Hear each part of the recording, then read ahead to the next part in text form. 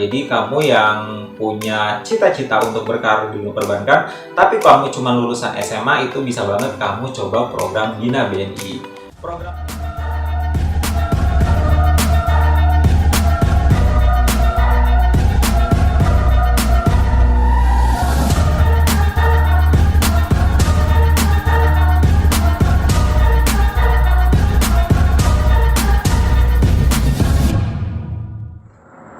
Halo guys, welcome back to my YouTube channel. Dan masih sama gue Andi. Di video kali ini gue bakalan masih ngebahas tentang rekrutmen yang ada di perbankan Indonesia, yang bisa banget buat kamu yang cuman dengan modal ijazah SMA. Dan untuk video kali ini gue bakalan bahas rekrutmen di salah satu bank BUMN yang terkenal banget di Indonesia, yaitu Bank BNI. Nama programnya adalah Bina BNI. Sebelum masuk ataupun sebelum gue membahas lebih detail tentang apa sih program Bina BNI, ada baiknya buat kalian belum subscribe channel ini untuk segera subscribe channel ini sekarang. Please banget di subscribe supaya gue semangat buat bikin video-video selanjutnya. Jangan lupa di like, komen, dan share ke semua sosial media kalian supaya bisa merasakan manfaat video ini, tentunya bukan cuma kamu tapi juga teman-teman kamu tentunya. Jangan lupa juga untuk follow Instagram gue. Jadi buat kalian yang pengen tanya-tanya langsung, kalian bisa langsung DM gue di Instagram. Dan tanpa banyak basa-basi lagi, gue bakalan langsung masuk ke videonya. Video akan segera dimulai dalam hitungan kelima, 4, 3, 2, 1. Tapi sebelum itu subscribe dulu, subscribe sekarang. Sudah di-subscribe belum? Kalau sudah subscribe, jangan lupa di like, komen, dan share ke semua sosial media kalian. Dan sekarang video akan segera dimulai. So guys, sebelumnya gue udah pernah bikin video tentang bank-bank apa aja di Indonesia yang bisa nerima lulusan dengan minimal ijazah SMA. Dan videonya dari sini. Dan salah satu bank yang ada dalam video tersebut yang nerima lulusan SMA adalah Bank BUMN yang terkenal banget, yaitu BNI. Nama programnya adalah Bina BNI. Jadi Bina BNI ini adalah program magang 3 tahun buat kamu yang punya passion bekerja di perbankan. Minimal pendidikan itu SMA. Jadi kamu yang punya cita-cita untuk berkarir di dunia perbankan, tapi kamu cuma lulusan SMA, itu bisa banget kamu coba program Bina BNI. Jadi program Bina BNI ini menurut gue merupakan salah satu program yang sama banget dengan yang diadakan BCA, yaitu program permagangan bakti. Kontraknya juga sama 3 tahun, dan setiap bulan kamu bakalan dapat uang saku yang nominalnya lumayan banget buat kamu tuh di atas UMR. Terus setiap tahun kamu bakalan dapat uang beasiswa juga ataupun uang tahunan, bonus tahunan. Terus ada uang grooming juga, dan buat kamu yang di posisi teller itu ada uang tunjangan selisih teller.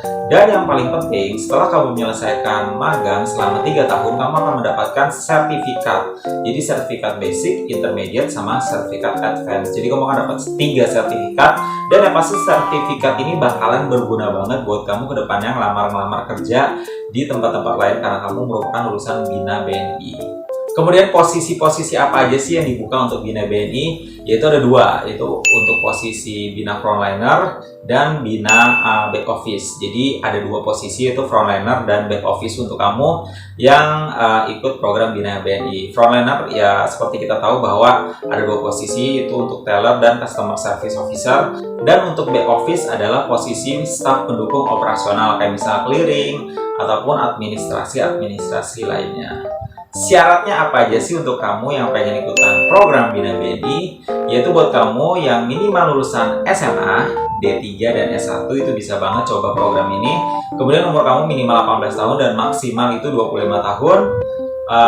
Untuk kamu yang lulusan SMA, nilai rata-rata rapor kamu kelas 3 itu minimal 7. Dan buat kamu yang lulusan D3 atau S1 itu IPK minimal 2,5. Berpenampilan menarik pastinya. Kemudian tinggi badan untuk cewek itu minimal 155 dan cowok itu minimal 165 wajib. Karena kalau kamu tinggi badannya di bawah itu biasanya kamu bakalan langsung gugur. Tapi nggak tahu ya kalau di kanwil tempat gue itu di Kanwil Palembang itu biasanya kalau misalnya pas diukur tinggi badan itu di bawah standar itu biasanya langsung gugur saat itu juga. Dan itu tadi syarat-syarat untuk kamu pengen ikutan program Bina BNI. Lalu setelah itu proses seleksinya itu apa aja sih? Dan untuk proses awalnya itu ya pasti kamu harus apply lamaran atau drop lamaran langsung ke cabang terdekat yang ada di kota kamu. Ataupun bisa juga apply secara online melalui Google Doc.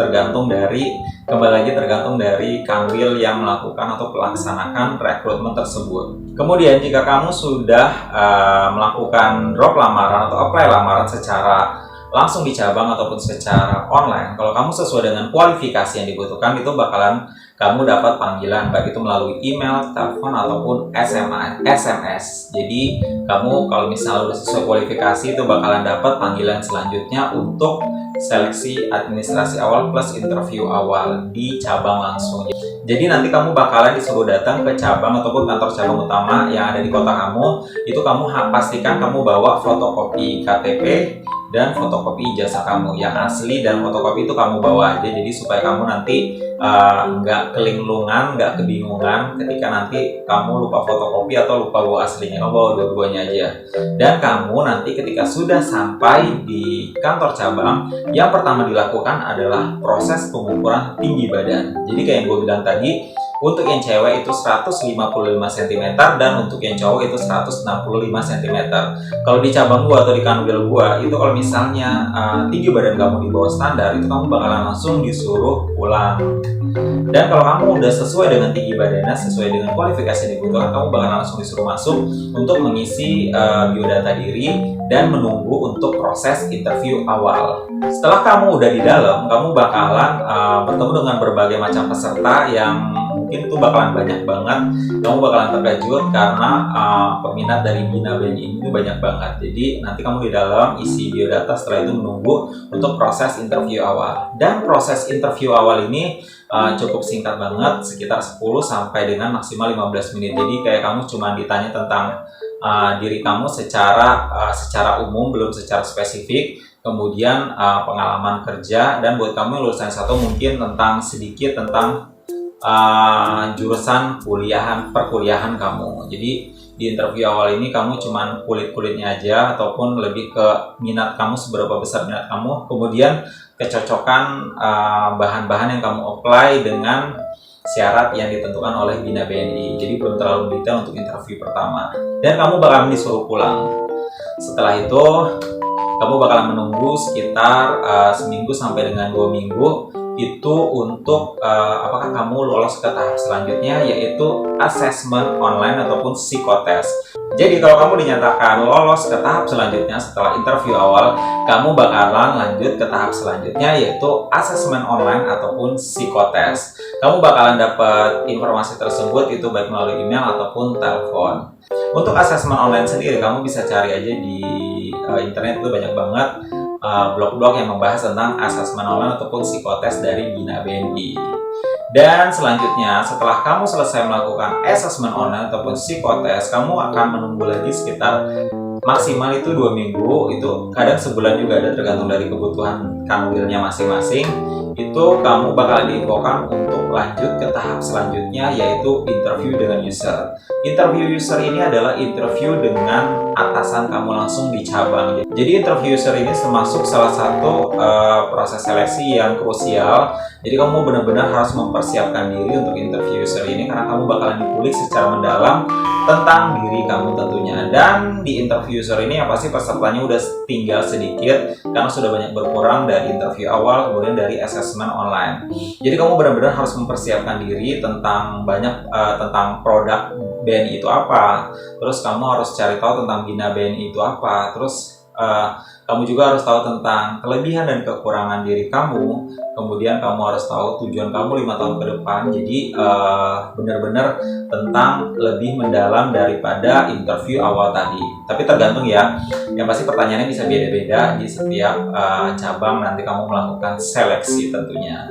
Dan setelah kamu melakukan interview user, itu kamu bakalan disuruh nunggu lagi seminggu, 2 minggu, ataupun 1 bulan, itu tergantung dari kebutuhan kanwil. Kalau kamu dinyatakan lolos interview user, kamu bakalan lanjut lagi ke proses seleksi akhir, yaitu medical check up. Dan dipastikan kalau kamu sudah sampai tahap medical check up, 90% kamu pasti sudah diterima sebagai seorang Bina BNI. Kecuali kalau kamu ngidap penyakit bawaan ataupun penyakit berat, ataupun kamu menggunakan narkoba, itu kayaknya belum bisa untuk lulus proses seleksi Bina BNI.